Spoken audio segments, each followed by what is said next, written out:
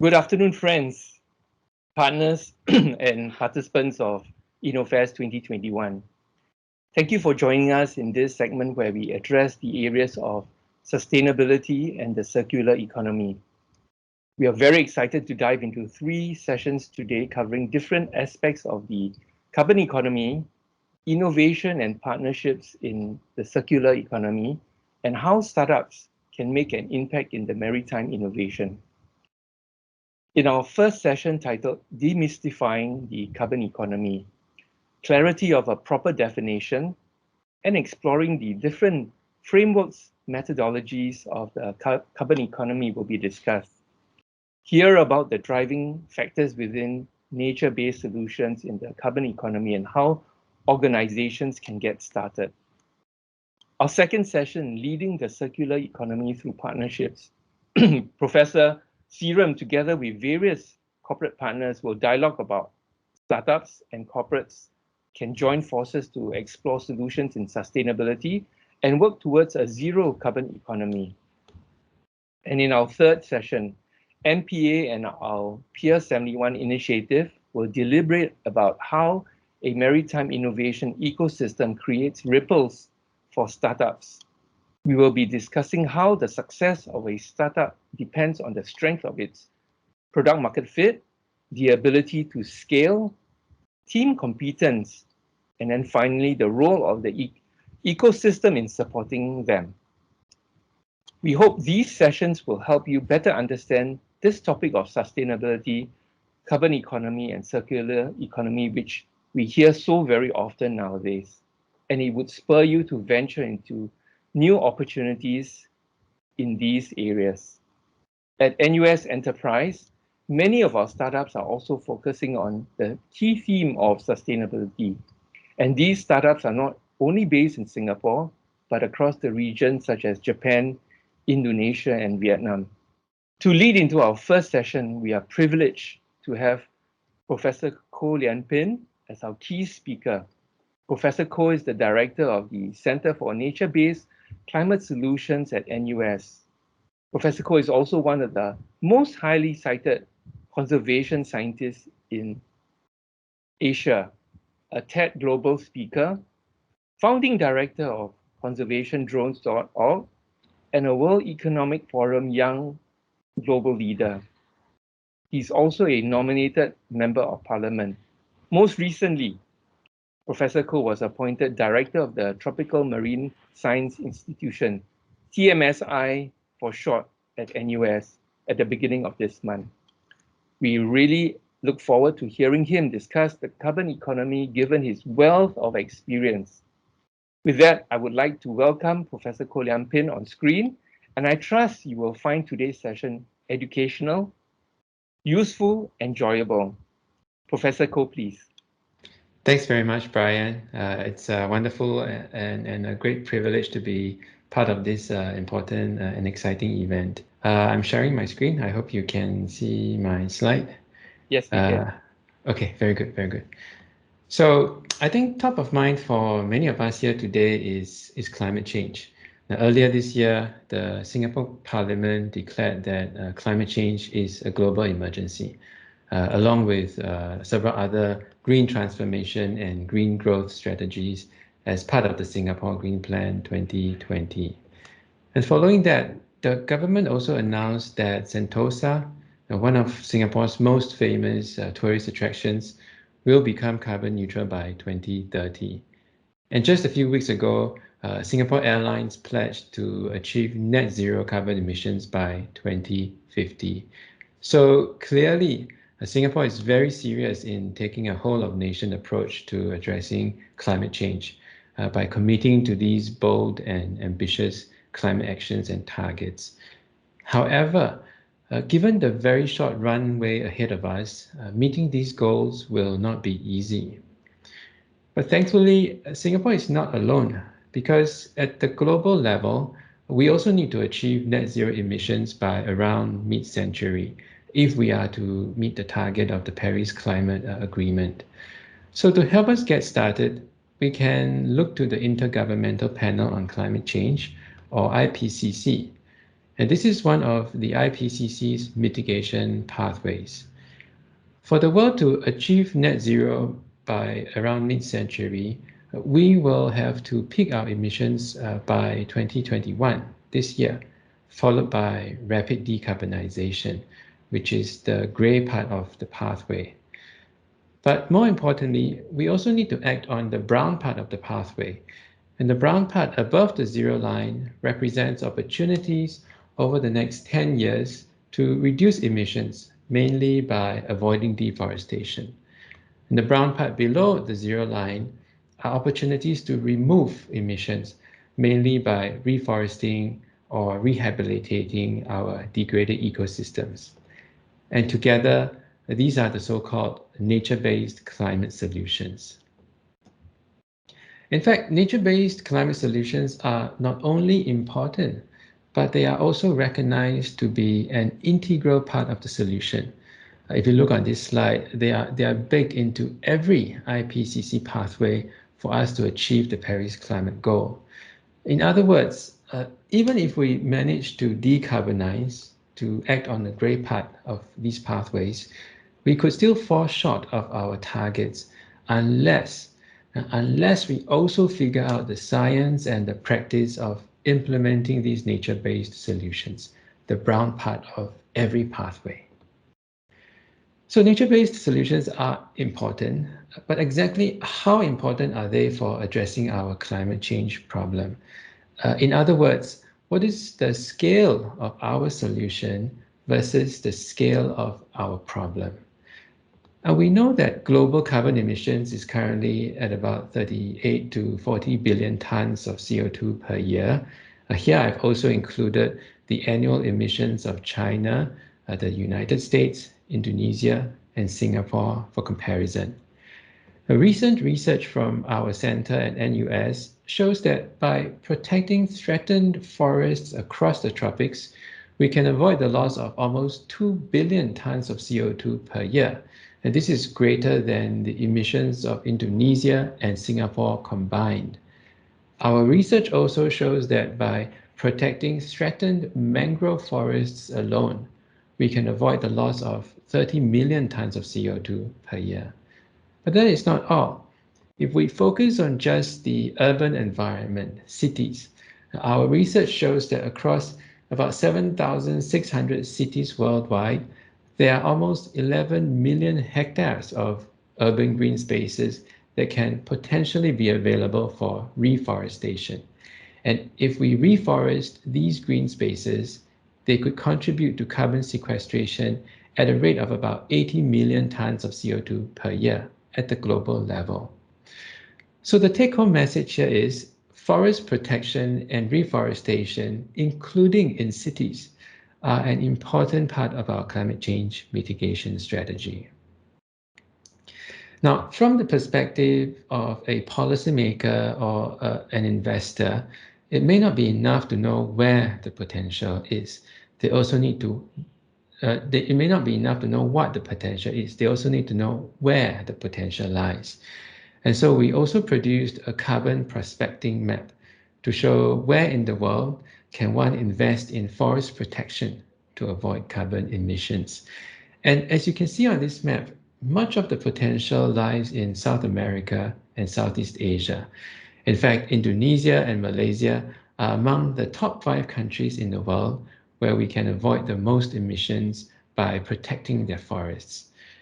Now, from a biodiversity conservation perspective, this map also tells us where forests are under threat and where we can invest to avoid the loss of both carbon and biodiversity by protecting those forests. Now, interestingly, if we focus only on mangrove forests, as this map from another recent research of our center shows, we find that the bulk of this blue carbon potential is also found in our region of Southeast Asia. This is actually not surprising given that we live in an archipelagic region with lots of islands and coastlines, and where there are still lots of mangrove forests under threat of loss from human activities and the associated environmental impacts. However, it's important to note that not all investable carbon projects, whether they are terrestrial forest projects or mangrove projects, not all of them can be profitable carbon projects. Because like any other economic activity, a carbon project's financial viability depends on a wide range of factors, including the price of carbon and the costs of establishment, maintenance, and the operations of these projects. In fact, our research shows that the financial return on investment from carbon products can be quite substantial. Now, based on very conservative carbon pricing scenarios, we find that Asia Pacific has the highest concentration of the most profitable carbon projects, which can generate return on investment at close to 25 billion US dollars in net present value per year, every year for the next 30 years. Indonesia alone can generate $10 billion per year. What I personally find most interesting and perhaps also most worrying about our findings are the yellow parts of the map you see here. These yellow parts of the map are the regions that will not be financially viable as carbon projects, mainly because these forests do not generate enough carbon credits to offset the costs of establishing and maintaining them as carbon projects. And so from a nature conservation perspective, we urgently need other policy interventions to protect the vast majority of these threatened forests. Now, in this earlier slide, I also mentioned that the reforestation of our urban green spaces can also be a kind of nature-based climate solution. So we also conducted a spatially explicit study and analysis of cities. Interestingly, we find that not all cities would benefit equally from the reforestation of their green spaces. In fact, cities with the greatest carbon sequestration potential are concentrated in the tropics, especially in Central and South America, coastal West Africa, South Asia, and Southeast Asia. Another interesting finding from our study is that although the climate change mitigation potential of urban reforestation may be limited at the global level, urban reforestation can be particularly important for some cities at the city level. For example, we find that for about 1,200 cities worldwide, the reforestation of the available green spaces can offset more than 25%, 1/4 of the city's local carbon emissions. Now, in thinking about the carbon economy, another important consideration is that the theoretical potential for climate mitigation can be quite different from what may be actually achievable on the ground, because there will always be practical constraints that are specific to the local and regional context that need to be considered.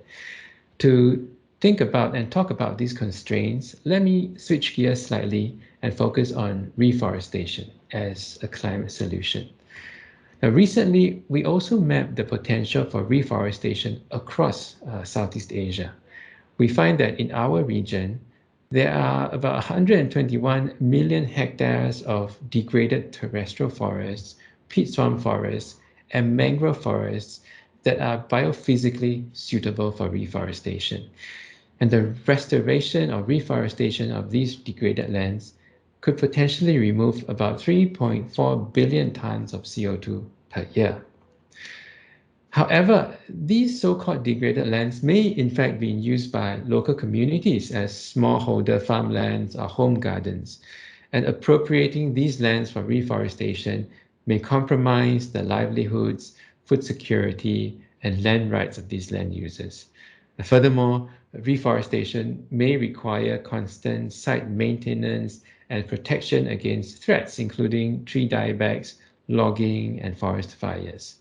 We find that as we start to apply and think about these different layers of constraints, the picture starts to change as well.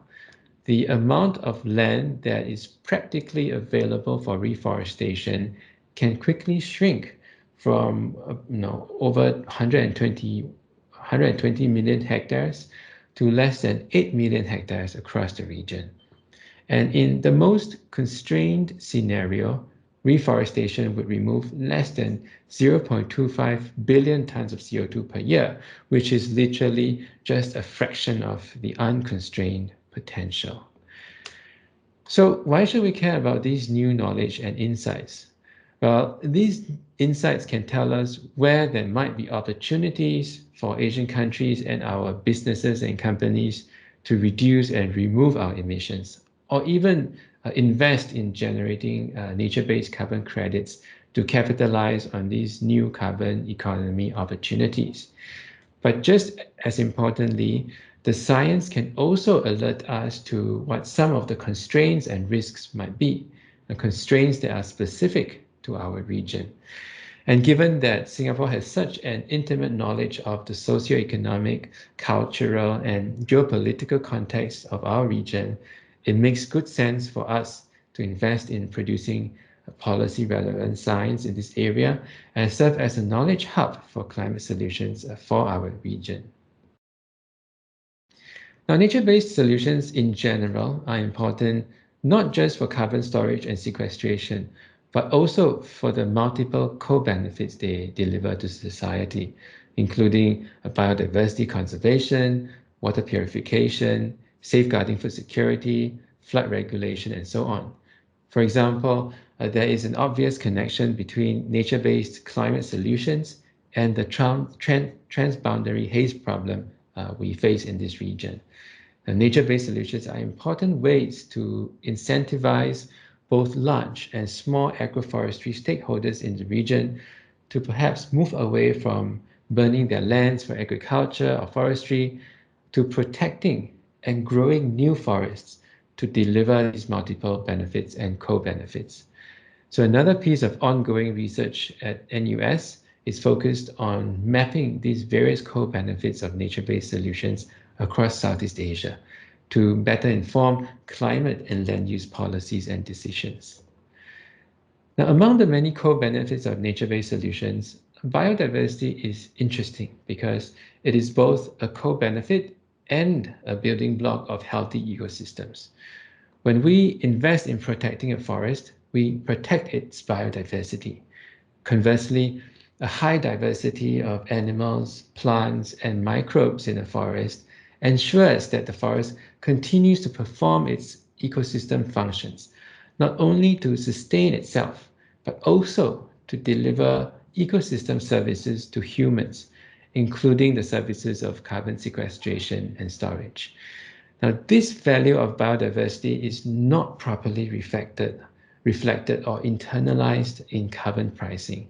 At the moment, 1 ton of carbon from a monoculture is priced the same as 1 ton of carbon from a highly diverse, pristine rainforest. But we know intuitively that carbon from the pristine forest is so much more valuable than carbon from the monoculture. So our team at NUS is also exploring ways to quantify this price premium of what we call beautiful carbon from pristine forests in our region.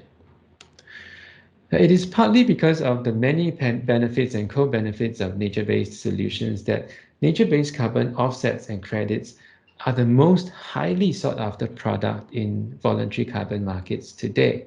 And in fact, nature-based carbon credits are 3 times more expensive than renewable energy offsets. Given the growing global demand for these nature-based carbon offsets, Singapore is positioning itself as a global trading hub for carbon-related services, with a focus on nature-based carbon projects and products. The Emerging Stronger Task Force, which is the brainchild of Deputy Prime Minister Heng Swee Keat, is market testing some opportunities to help businesses finance their green transformation and create new green growth areas. One of the products of the Emerging Stronger Task Force is Climate Impact X, jointly established by DBS, SGX, Standard Chartered, and Temasek. NUS is supporting this effort as I sit on their International Advisory Council to advise them on the use of technologies to validate, verify, and monitor these forest carbon projects, to ensure that we source for and can maintain a stable supply of high-quality carbon credits. Nature-based climate solutions are promising, as I have alluded to over the last few slides, but they are certainly not without risks. Earlier this year, there have been several controversial media reports on how certain suppliers of forest carbon credits may have been selling meaningless carbon offsets to big corporations, offsets that don't actually deliver any additional climate mitigation benefits. At NUS, we are also working hard to understand these risks and to reduce some of these risks. And here is a typology of the risks of nature-based carbon projects that we have come up with. I won't go into details here except to say that these risks include inaccuracies in the estimates of carbon stocks and sequestration rates, uncertainties in the value add or the additionality of the intervention of projects, uncertainty of the permanence of projects and products, and the potential leakage of these environmental impacts. These risks can affect the credibility of the project and the environmental integrity of its products. Now, having said that, we should not throw the baby out with the bathwater. As we discussed earlier, nature-based climate solutions are essential for us to achieve the Paris climate goals and targets. And climate and carbon finance is a promising way of shifting capital to fund forest protection and reforestation efforts. But because not all carbon projects are effective, that is why we need new carbon accounting methodologies and standards to ensure the credibility and the integrity of our nature-based carbon projects and products. Only then can we ensure a stable supply of high-quality carbon credits to meet market demands. And that is exactly what NUS is currently focusing on through a new research program called Nature for Climate, which seeks to leverage the opportunity that nature-based solutions provide to achieve our desired outcome. And this might be a good pivot to tell you more about our center at NUS. The Center for Nature-Based Climate Solutions is a new research facility at NUS in Singapore. The center has two main goals. The first is to produce data-driven science to help inform climate policies, decisions, and actions in Singapore and our region. And the second and equally important goal is to empower leadership in our public, private, and people sectors by building capacity for us to respond to climate challenges and opportunities. The center invests in 5 areas of strategic research. The first is to understand the impacts of climate change on Singapore's economy, environment, and society. The second is to understand the extent by which nature-based solutions can help reduce carbon emissions, remove CO2 and other greenhouse gases from our atmosphere, and increase our climate resilience. The third is to understand the economic, societal, policy, and political barriers to the uptake of nature-based solutions and the ways by which we could potentially overcome these barriers. The fourth is to understand what solutions to prioritize, where to invest, and how to do it to get the biggest bang for our buck. And finally, technology is a cross-cutting theme. We want to understand how to leverage technology to improve the credibility and integrity of our solutions, reduce the costs of implementation, and to facilitate communications, education, and outreach. In addition to research, our center also proactively is working with local public-facing partners for outreach and public education activities. And because I think even if we have the best policies, they will not work unless we have buy-in from the public. Therefore, we need an informed public that has a sophisticated enough level of understanding of the nuances, the trade-offs, and complexities of different policy options and solutions. For example, we have been working with Gardens by the Bay, Sentosa, Jurong Lake Gardens to deliver our scientific content to their visitors and constituents. Of course, we can't do any of this alone. We engage with stakeholders from across academia, government, corporate, and the NGO sectors, and both locally as well as internationally, to collaborate and leverage on our respective strengths to achieve these goals. And I, of course, welcome all of the interested participants here today to get in touch with me and the center if you would like to get involved. And with that, I'd like to thank you for your attention, and I'd like to thank the organizers for the opportunity to share some of our research with the group today. Thank you very much. Thank you, Professor Koh. This was a very informative and enlightening session. Please continue to be our champion for the carbon economy. There certainly is so much for each one of us to play a part in reaching the carbon neutral economy. Ladies and gentlemen, thank you so much for joining this session on demystifying the carbon economy. We trust that you have gained new insights into the different frameworks of carbon economy and have gotten a sense of how your organization can get started on this journey towards a zero carbon economy. Please continue to join us for the next following two sessions as we cover circular economy and the maritime innovation economy. With that, once again, Professor Koh, thank you, and wishing everyone good health and stay safe. Thank you. Thank you.